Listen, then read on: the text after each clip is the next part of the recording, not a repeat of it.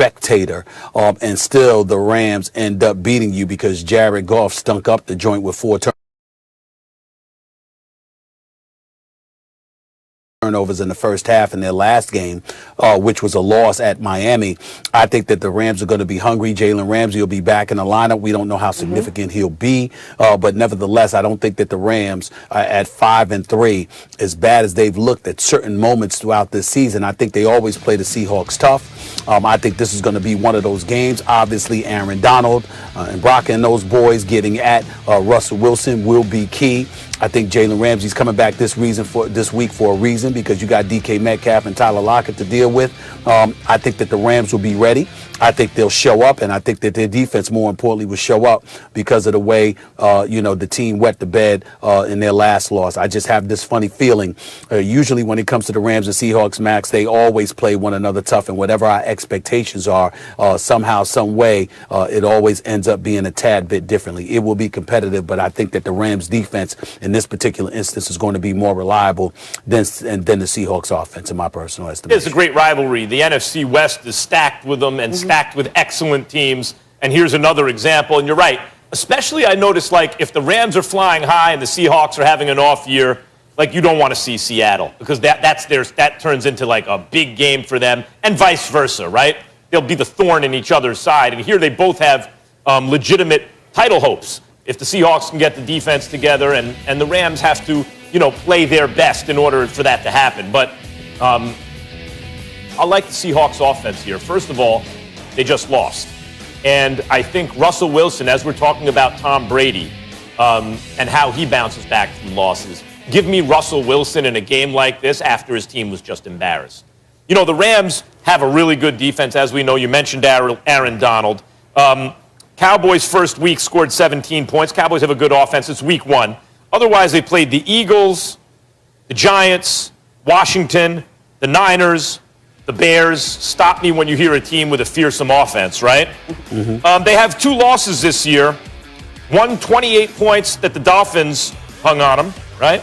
And the other was a 35 points that the Bills hung on them. Meaning, they've looked tremendous against subpar offenses, with the exception of week 1 against Dallas. And again, this is a COVID year. Teams couldn't practice, all that stuff. Before they start playing football, you get funky kind of outcomes. It's not that the Rams don't have talent there, Stephen A., they do. But when they've faced real offenses, those offenses have been able to hang points on them. I expect the same thing here, especially since, people forget, because Metcalf and Lockett are so good, you're thinking about those kind of big plays. Russell Wilson can still link up with his tight ends, even before you talk about the run game. There's all kinds of options he has on offense as one of the great quarterbacks of all time in his prime, having an MVP caliber season, knowing I just talked about the stopper that Tom Brady has to be, knowing that he has to be the stopper. He's the one, after a loss, he's the one quarterback in football, there's only one, where the team goes to him every single week and says, win a shootout. You got to win a shootout again this week, and most times he does. I expect him to do it against a formidable defense again this weekend. Let me tell you something right now, Max. First of all, let's be careful about what we're talking about when we say the Miami Dolphins dropped 28 on the Los Angeles Rams. The Los Angeles Rams gave up 55 yards rushing, 93 yards passing. They lost that game because their offense gave the ball to Miami and didn't require them to do anything. Miami's offense did virtually nothing in that game.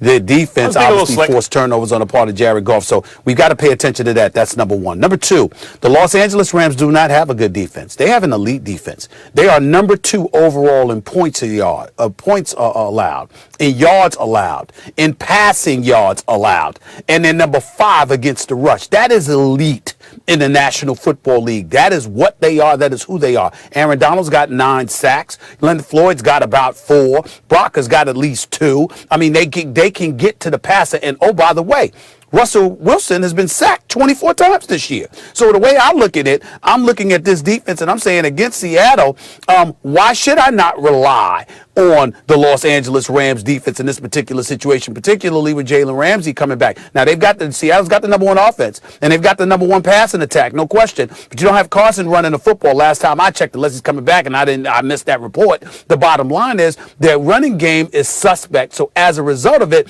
it's going to be even more on Russell Wilson Wilson, with Metcalf, and with Tyler Lockett. And that means you have much more opportunities if you're Aaron Donald and the crew to get to Russell Wilson. I think this is going to be close.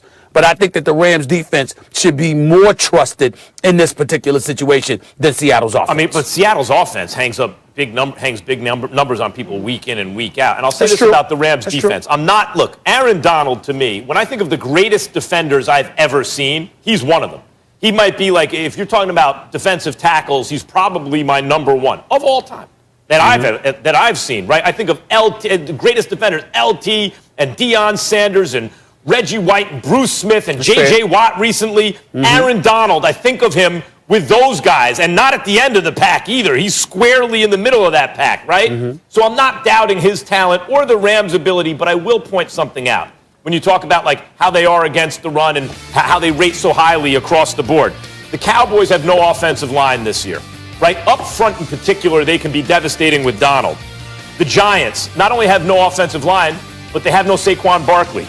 The Bears have one of the worst offensive lines I can remember. They can't block for the run. They can't protect the pass, right?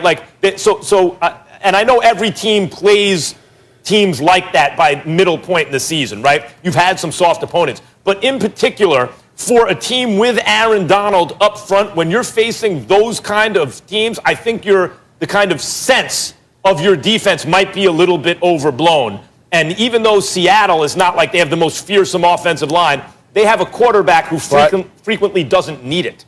But remember what I told you. Remember what I've said, and I've said this on many, many occasions. Throw all of that out the window when it comes to divisional rivals.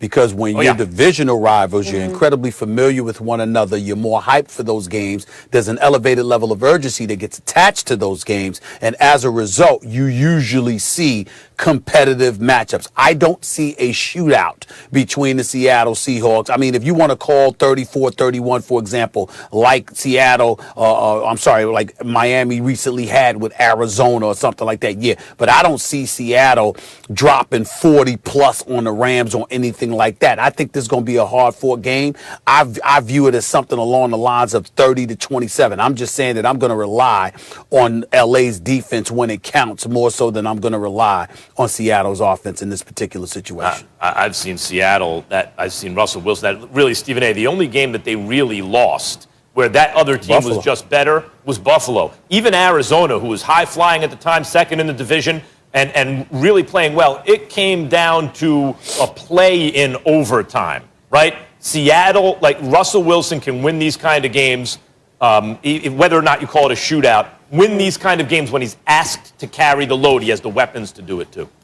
Well, Stephen A., you talk about the importance of this divisional game and it having a little bit more oomph behind it. Well, as we know, the Seahawks, they are the division leaders right now, 6-2, but the Cardinals and the Rams are both 5-3, so depending on the outcomes of the games this weekend, we could be looking at a three-way tie in the NFC West. So this is a very big game. Division in football. The Seahawks know that, and of course, the Seahawks third in offense.